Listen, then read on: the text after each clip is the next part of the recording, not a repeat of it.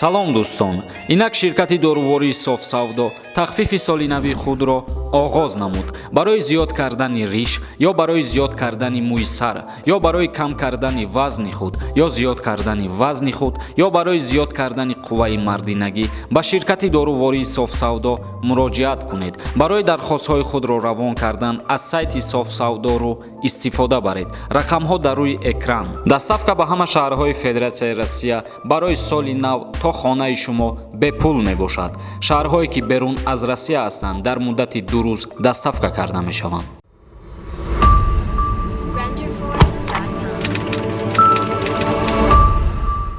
ассалому алайкум ба ҳама тамошобинони барномаҳои канали Юристиҷей. Имрӯза видеои мо оиди парвозҳоро зиёд кардан аз Ҷумҳурии Тоҷикистон бо якчанд давлатҳо. Ва пеш аз барномаро шурӯъ кардан ба шумо хотиррасон мекунем ки касе мехоҳад канали моро дастгирӣ кунад, ссилкае ки дар комментария закрепит кардагиай бидроен ба промокоди мо регистратсия кунен ва соҳиби бонус мегарден. мақомоти ҷумҳурии Тоҷикистон иҷозат дод ки шумораи парвозҳо аз ҷумҳурии Тоҷикистон ба Дубай ва Истанбул зиёд карда шавад. Ба ҳамаи мо шумо маълум аст ки аз моҳи октябр инҷониб парвозҳои доимӣ бо Истанбул ва Дубай барқарор шудагианд, вале дар ӯ вақтҳо дар як ҳафтаи як маротиба парвоз муқаррар гардидагӣ буд. Ва авиатсияи ҷумҳурии Тоҷикистон ба хулосае омад ки дар як ҳафта 2 маротиба парвозҳоро ба Дубай муқаррар кунад ва 2 маротибаи дигар ба Истанбул. Парвозҳои номбаршуда бо ширкати ҳавопаймоии Somon Air, Turkish ва Fly Dubai ба анҷом мерасанд. Мақомоти ҷумҳурии Тоҷикистон инчунин гуфтушуниди хича идома додааст то ҳол барои барқарор намудани парвозҳо байни Тошканд, Хитой ва Федератсияи Россия. Ва мо низ умедвор ҳастем ки рӯзҳои наздик парвозҳо низ байни Россия, Хитой ва Тошканд кушода мешавад. ибд хабар оиди зиёд кардани парвозҳо ба Дубай ва Истанбул. Акнун мегзарем ба як қарори нав аз ҷониби Федератсияи Россия ки тааллуқ дорад ба варзишгарон. Федератсияи Россия маҳдудияти ворид шудан ба варзишгарон, мураббиён ва мутахассисони тарбияи ҷисмониро хориҷ кард. Яъне ки шахсиятҳое ки варзишгаранд ё ки мураббӣ ҳастанд, во метавонанд ки озодона ба Федератсияи Россия дохил шаванд. این قرار سروزیر فدراسیای روسیه میخائیل میشوستین تحت رقم 2151 به امضا رسانید. طبق این فرمان اکنون متخصصان ورزش خارجی و ورزشگران خارجی که در چهاربینی‌های ورزشی قلمرو فدراسیای روسیه اشتراک میکنند میتوانند به قلمرو روسیه وارد شوند. یعنی ورزشگرانی که در قلمرو روسیه یگان چهاربینی دارند او شخصیت‌ها میتوانند با همراهی مربیای خودشان آزادانه وارد روسیه شوند. لیکن در وقت پرواز کردن باید به خودشان حجت تصدیق کننده داشته باشند. حجت تصدیق کننده برای ورزشگران همون چیزی است که مثال میگیریم اگر در یگان چیسلا چهاربینی همون شخصیت ها مقرر شده و با واسطه همون حجت ورزشگر میتونه که به یگان مانعی به فدراسیای روسیه وارد بگرده. برادران عزیز اکنون میگذاریم به قسم خواندن کامنتاری ها. میرزا نویسه ایقا قانونی گرفتیش ای خیلیت میگوی مگرم فقط دکومنت ها دا سوم تیم بگردیم تره ها را بگو کی هوی میشوند به دکومنت هم کار میکنی وقتی روسیه در آمدی درکش میوی.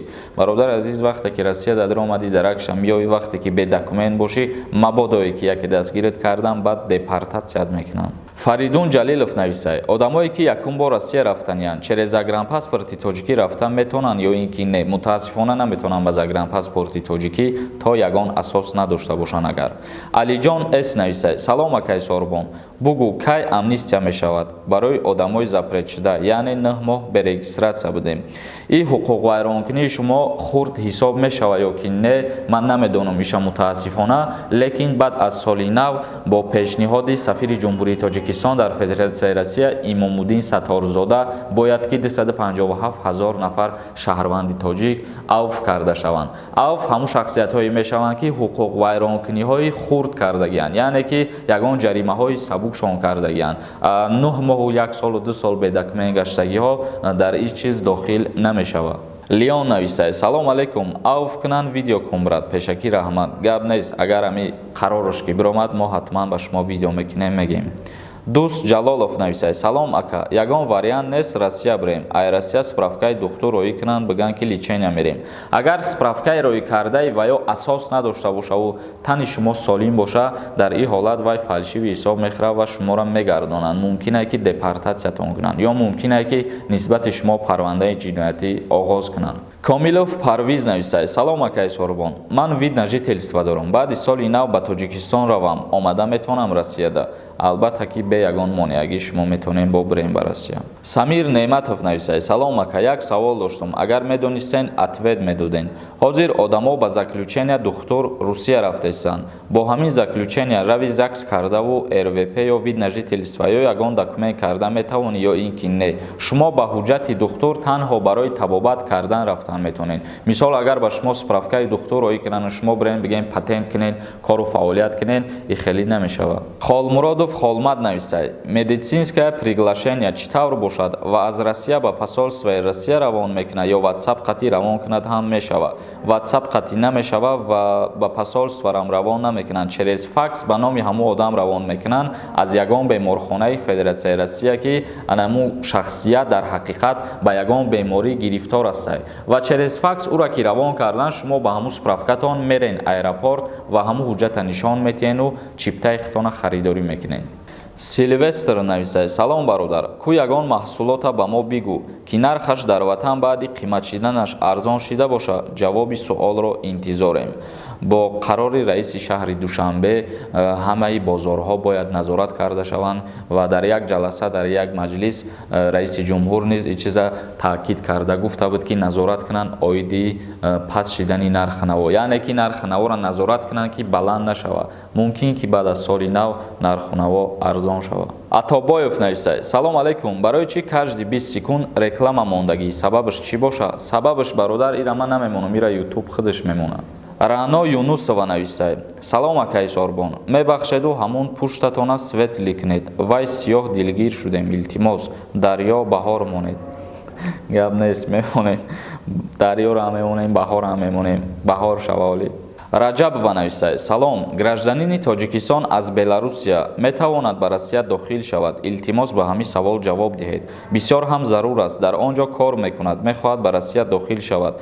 Фаҳмонда медодед. Раҳмат, саломат бошед. Мутаассифона намешавад, чунки бо қарори нави Беларусия баъд аз 24 декабр ҳамаи границаҳоша гуфт ки аз сари нав баста мекунад. Яъне иҷозат наметиҳем гуфт дига ба шаҳрвандони хориҷӣ ба кишвари худаш ворид шидана ва аз кишвараш низ берун биромадана иҷозат наметиҳад. Ноз нависад: акаи Сорбон, илтимос ҷавоб теҳ. Шавҳарам гражданин, писарам гражданин, худам паспорти 3 сола дорам. Метавонам рафта Россия? Албатта метавонед. Агар фарзандтон ки ҳамроҳи хитон боша, падараш бояд як давернис роӣ кунад ва даверниса ки шумо гирифтен ба ҳамун ҳуҷҷатҳои номбар кардатон мерен, дар аэропорт нишон метиҳен, чиптаи хитона харидорӣ мекунед. Бародарони азиз, видеоро ҷамъбаст мекунем. Ягон саволи дигар боша, дар поёни ҳамин видео саволтона бинависен. Дар канали Юрист TJ обуна шидана фаромӯш намекунед. Худованд ҳамаи мо ва шуморо нигаҳбон бошад.